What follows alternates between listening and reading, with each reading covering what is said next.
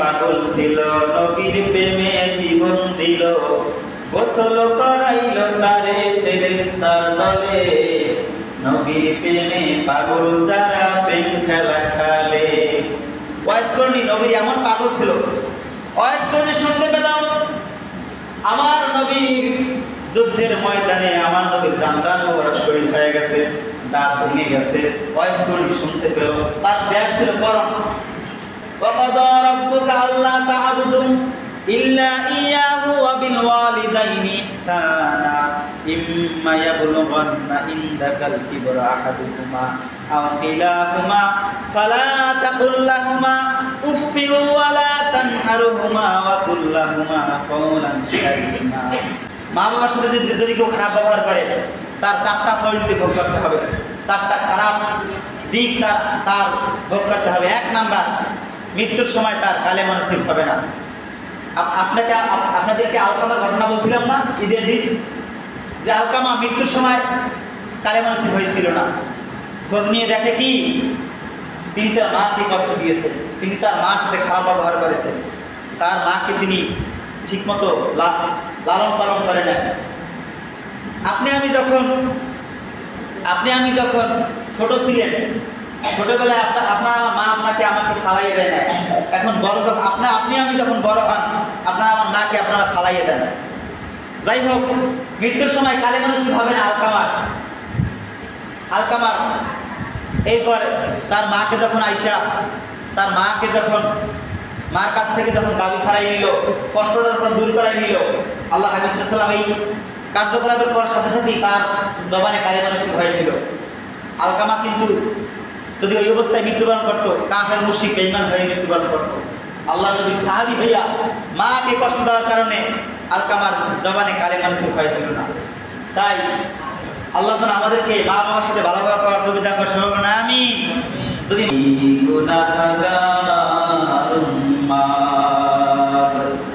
বাস করি সোনার বাংলায়, জানে কান্দে প্রাণ কান্দে, যাইতে সোনার মদিনায়। আল্লাহুম্মা সাল্লি আলা সাইয়্যিদিনা মাওলানা মুহাম্মদ সাইয়্যিদিনা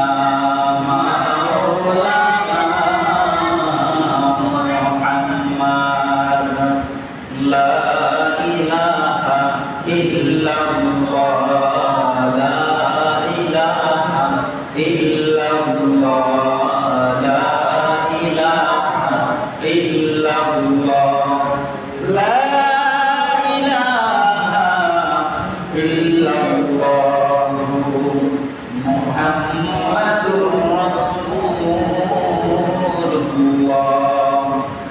সাল্লাল্লাহু আলাইহি ওয়াসাল্লাম। আলহামদুলিল্লাহ, আল্লাহ পাকের দরবারে লাখ কোটি শুকর, যেই মহান রব্বুল আলামিন আপনাকে আমাকে মসজিদে আসার এবং বসার তৌফিক দান করেছে। এজন্য কালেমাকে শুকরিয়া আদায় করি আলহামদুলিল্লাহ।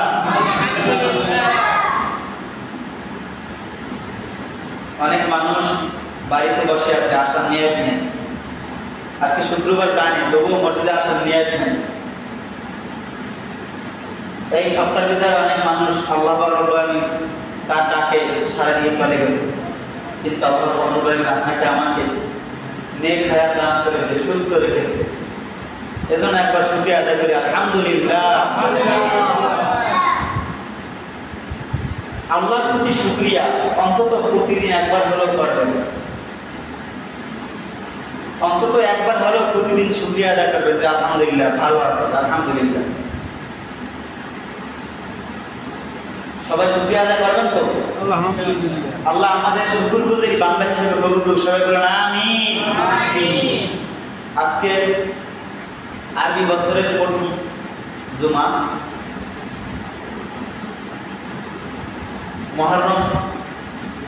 মুহররম মাসের আজকে প্রথম জুমায় আল্লাহ রাব্বুল আলামিন নতুন একটা বছর দান করেছে, সেজন্য শুকরিয়া আদায় করি আলহামদুলিল্লাহ। আলোচনার বিষয় হয়েছে কবিরা গুনার বর্ণনা। কবিরা গুনার বর্ণনার ভিতরে 1 নম্বরে শিরক গেছে, এখন 2 নম্বরে পিতামাতার অবাধ্য। পিতামাতার অবাধ্য, পিতামাতাকে কষ্ট দেওয়া, পিতামাতার অবাধ্য সন্তান, পিতামাতার অবাধ্য হওয়া এবং পিতামাতাকে কষ্ট দেওয়া, এ বিষয়ে আজকে আলোচনা। পাশাপাশি মুহররমের একটু ছোট্ট আলোচনা বলে আমি আলোচনা শেষ করবো। যাই হোক, আমরা আজকে যাদের প্রচেষ্টায়, যাদের অক্লান্ত পরিশ্রমে আপনি আমি এখন পর্যন্ত এই দুনিয়ায় আসতে পেরেছেন, এই 2 দিন আগের ঘটনা, 2 দিন 1 দিন আগের ঘটনা বলবো না। হাসপাতালের ডাস্টবিনে বা ময়লার জায়গায় একটা নবজাতক সন্তান পাইছে, এই 1 দিন 2 দিন আগের ঘটনা বলবো না। হাসপাতালে নবজাতক সন্তান পাইছে। তো আল্লাহ আপনাকে আমাকে ওইভাবে রাস্তায় রাখে না। আল্লাহ সুস্থ সবল মা বাবার মাধ্যমে আল্লাহ আপনাকে আমাকে দুনিয়ায় ভূমিষ্ঠ করেছে, যেন শুকরিয়া আদায় করি আলহামদুলিল্লাহ। যদি কেউ বুঝতো যে মা বাবা কতটা গুরুত্বপূর্ণ, তাদের সবসময় মাথায় তুলে রাখতো। আপনারা শুনছেন ওয়াইস করণী নাম শুনছেন? ওয়াইস করণী, ওয়াইস করণী, ওয়াইস করণী নবীর এমন পাগল ছিল। গজল আছে যে ওয়াইস করণী পাগল ছিল, নবীর প্রেমে জীবন দিল, গোসল করাইল তারে ফেরেশতার দলে, নবীর প্রেমে পাগল যারা প্রেম খেলা খেলে। ওয়াইস করণী নবীর এমন পাগল ছিল। ওয়াইস করণী শুনতে পেলাম আমার নবীর যুদ্ধের ময়দানে আমার নবীর দান মোবারক শহীদ হয়ে গেছে, দাঁত ভেঙে গেছে। ওয়াইস করণী শুনতে পেল। তার দেশ ছিল করণ, শাম দেশে না জানি মিশরে তার বসবাস ছিল। তার গ্রামের নাম ছিল করণ, গ্রামের নাম করণ। এই জন্য নাম হয়েছে যে ওয়াইস করণী, নাম হয়েছে ওয়াইস পাগলা। নবী পাগল ছিল আর তার গ্রামের নাম ছিল ওয়াইস করণী। এই জন্য সবাই ওয়াইস করণীর নামে আমরা ডাকি। ওয়াইস করণী শুনতে পেল আমার নবীর দান মোবারক শহীদ হয়ে গেছে, দাঁত ভেঙে গেছে। কাফের মুশরিকরা কেমনে ভাঙলি দাঁত মোবারক, যাতে নবী কথা কয়, মুস্কি হাসির অন্তরালে যে দাঁত হাতে ছড়ায়। আমার নবী হাসি দিলেন, নূরের ঝলক ছুটে আসতো মুখ থেকে। আমার নবী যদি মুস্কি হাসি দিত, হাসি দিলে মনে হতো যে দাঁত থেকে মুক্তা ঝরতেছে, মুক্তার মতো দাঁত দেখা যাইত। ওই দাঁত কাফের মুশরিকরা যখন তার দাম মোবারক ভেঙে ফেলল, ওয়াইস করণী শুনতে পেল যে আমার নবীর দাঁত মোবারক ভেঙে ফেলাইছে। ওয়াইস করণী এক একটা দাঁত, তার নিজের দাঁত এক একটা দাঁত ভাঙতে শুরু করলো। একটা দাঁত প্রথমে ভাঙে, এরপর আবার চিন্তা করে আমার নবী কি এই দাঁতটা ভাঙছে না অন্য দাঁত ভাঙছে। এইভাবে ভাঙতে ওয়াইস করণী সব দাঁত গুলা ভেঙে ফেলাইল। সুবহানাল্লাহ। নবীকে এত ভালোবাসতো, নবী এত পাগল ছিল, কিন্তু ওয়াইস করণী এত ভালোবাসার পরেও ওয়াইস করণী নবীর সাথে দেখা করতে যায় নাই। কারণ কি জানেন? কারণ তার ঘরে বৃদ্ধ মা ছিল। বৃদ্ধ মাকে রেখে কার কাছে রেখে যাইবে? নবীকে এত ভালোবাসে, কিন্তু তবু বৃদ্ধ মাকে রেখে ওয়াইস করণী নবীর কাছে যায় নাই, নবীর সাক্ষাতে যায় নাই। তিনি সাহাবী ছিল, নবী মুহাম্মদ সাল্লাল্লাহু আলাইহি ওয়াসাল্লামের জীবন্ত অবস্থা ওয়াইস করণী ছিল, কিন্তু ওয়াইস করণী কি করে নাই? বৃদ্ধ মাকে রেখে নবীর কাছে যায় নাই, সব ভালোবাসা বিসর্জন দিয়ে দিয়েছেন। নবীর যত ভালোবাসা ছিল তার প্রতি অগাধ ভালোবাসা সব বিসর্জন দিয়া মাকে নিয়ে পয়দা রয়েছে, কিন্তু নবীর কাছে যায় নাই। গেলে যাইতে পারতো, কিন্তু বৃদ্ধ মাকে কার কাছে রাখতে যাইবে? যায় না। এই বদৌলতে এই পুরস্কার হিসাবে কিয়ামতের ময়দানে ওয়াইস করণীকে যখন আল্লাহ রাব্বুল আলামিন জান্নাতে ডাক দিবে, ওয়াইস করণীকে যখন আল্লাহ জান্নাতে পাঠাইবেন, ওয়াইস করণীকে এই সময় আল্লাহ ডাক দিবে। ওয়াইস করণী এভাবে আল্লাহ হাবিব সাল্লাল্লাহু আলাইহি ওয়াসাল্লাম একটা কাফেলার নাম নিয়েছে যে ওয়াইস করণী তুমি তোমার আঙ্গুলের ইশারা দিয়া যত মানুষ পারো জান্নাতে নিয়ে যাও। ওয়াইজ করনি হাতের ইশারা দিয়া মানুষগুলোকে জান্নাতে নিয়ে যাবে। আল্লাহ হাবিব সাল্লাল্লাহু আলাইহি ওয়াসাল্লাম একটা কাফেলার নাম দিয়েছে। ওই কাফেলায় যত বকরি আছে, বকরির সমপরিমাণ লোক আল্লাহ রাব্বুল আলামিন ওয়াইজ করনির মায়ের ভালোবাসার বদৌলতে আল্লাহ রাব্বুল আলামিন ওয়াইজ করনিকে জান্নাতে নেওয়ার ওয়াদা করে দিয়েছে। আল্লাহ রাব্বুল আলামিন মার ভালোবাসা তার অন্তরে এমন ভাবে ছিল, ওয়াইজ করনি তার মাকে রেখে যান নাই। তিনি বুঝতে পেরেছিলেন যে নবীকে ভালোবাসাও যেমন আমার উপরে ওয়াজিব, আমার উপরে ফরজ, আমার উপরে আবশ্যক, আমার মাকে ভালোবাসা তার থেকে বেশি আবশ্যক। তিনি মার ভালোবাসার কারণে ওয়াইজ করনি নবীর সাথে সাক্ষাৎ করে নাই। আল্লাহ হাবিব সাল্লাল্লাহু আলাইহি ওয়াসাল্লাম মৃত্যুর পূর্বে তার গায়ের কুর্তা, তার গায়ের জামা মোবারক ওয়াইজ করনির কাছে পাঠিয়ে দিয়েছিল। যাই হোক, আল্লাহ আমাদেরকে, আমাদের মা বাবাকে জীবনের শেষ নিঃশ্বাস পর্যন্ত সর্বোচ্চ পর্যায়ে ভালোবাসা দান করে। সবাই বলেন আমিন। আমরা কি করি? সব থেকে মা বাবার সাথে বেশি জোর খাটাই কথা বলার চেষ্টা করি। আল্লাহ আমাদেরকে তাদের কাছে বিনয়ী হওয়ার তৌফিক দান করে। সবাই বলুন আমিন। আল্লাহ এই পৃথিবীটাকে 6 দিনে সৃষ্টি করেছে। কয় দিনে? এই পৃথিবী আল্লাহ কয় দিনে সৃষ্টি করছে? 6 দিনেতে বিশ্ব ভুবন করে গেছে। সে যে সৃষ্টির উপকার। এখন আল্লাহ রাব্বুল আলামিন পারতো না যে কুন ফায়াকুন, আল্লাহ বলতো কুন হয়ে যাও, ফায়াকুন সব হয়ে যেত। আল্লাহ পারতো না? আল্লাহ তার কুদরতি হাতের মাধ্যমে, তার হুকুমের মাধ্যমে 6 দিন দীর্ঘ 6 দিন সময় নিয়ে এই পৃথিবী আল্লাহ রাব্বুল আলামিন সৃষ্টি করেছে। কিন্তু আপনি আমি একটু খেয়াল করেন, তাম পৃথিবীতে যা কিছু আছে সব 6 দিনই সৃষ্টি করছে।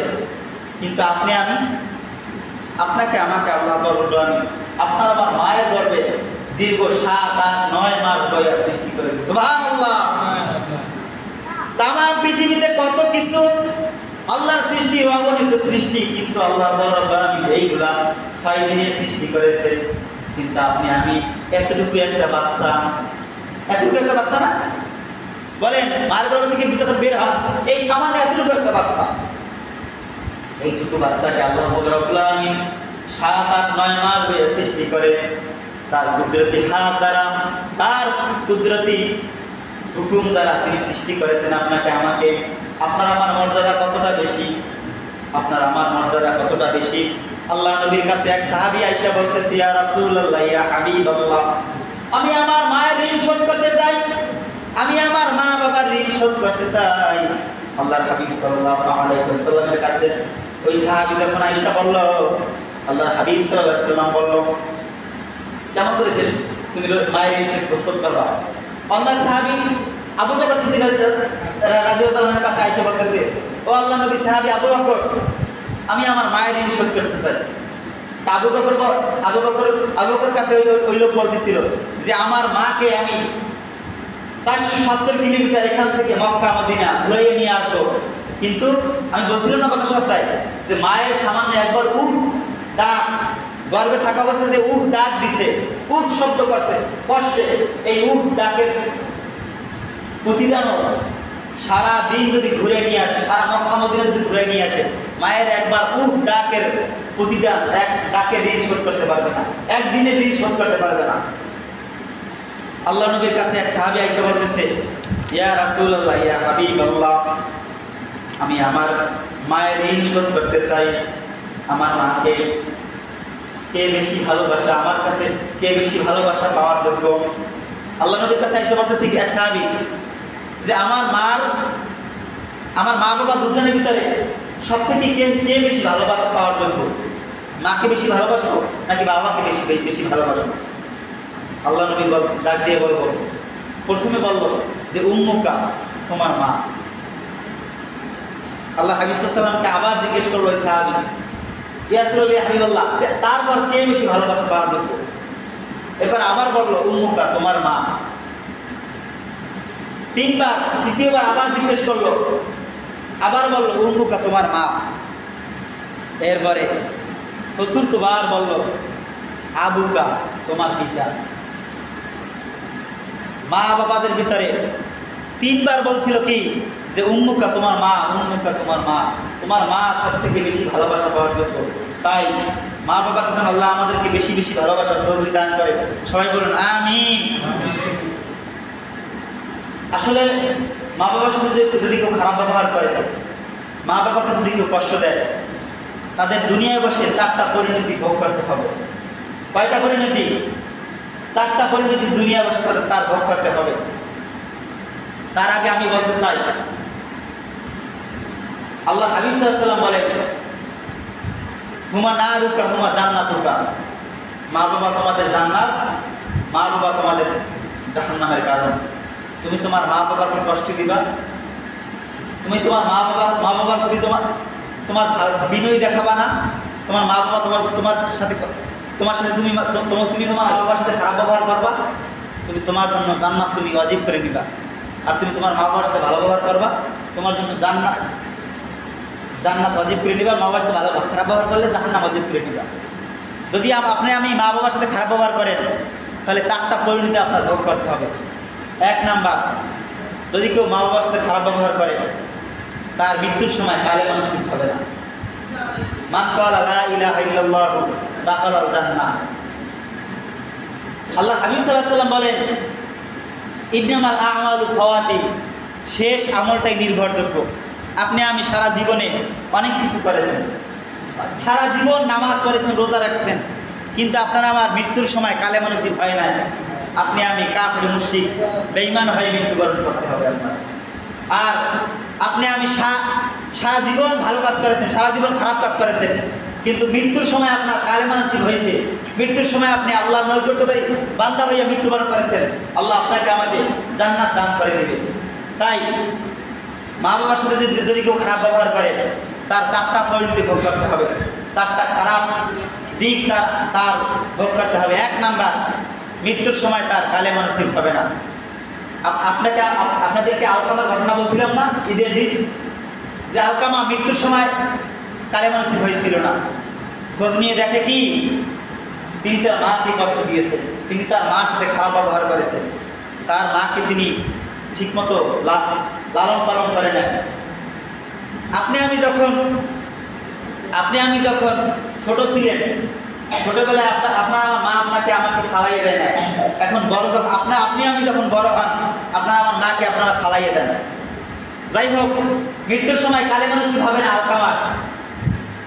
আলকামার। এরপর তার মাকে যখন মার কাছ থেকে যখন দাবি ছাড়াই নিল, কষ্টটা যখন দূর করাই নিল, আল্লাহ হাবিব সাল্লাল্লাহু আলাইহি ওয়াসাল্লাম এই কার্যকলাপের পর সাথে সাথেই তার জবানে কালেমা নসিব হয়েছিল। আলকামা কিন্তু যদি ওই অবস্থায় মৃত্যুবরণ করতো, কাফের মুশরিক বেঈমান হয়ে মৃত্যুবরণ করতো। আল্লাহ নবীর সাহাবী ভাইয়া মাকে কষ্ট দেওয়ার কারণে আলকামার জবানে কালেমা নসিব হয়েছিল না। তাই আল্লাহ তাআলা আমাদেরকে মা বাবার সাথে ভালো ব্যবহার করার তৌফিক দান করেন। সবাই বলেন আমিন। যদি মা বাবার সাথে খারাপ ব্যবহার করেন, আপনার আমার মৃত্যুর সময় কালেমা নসিব হবে না। এরপরে 2 নাম্বার, আপনার আমার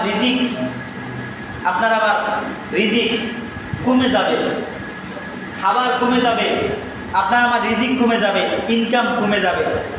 আপনি আস্তে আস্তে দরিদ্র কাতারে চলে যাবেন। যদি আপনার মা বাবা আপনার প্রতি অসন্তুষ্ট থাকে, যদি আপনার মা বাবা আপনার কাছ থেকে যদি আপনার মা বাবা খারাপ ব্যবহারের শিকার হয়ে থাকে। এরপরে 3 নম্বরে, যদি কেউ মা বাবার সাথে খারাপ ব্যবহার করে,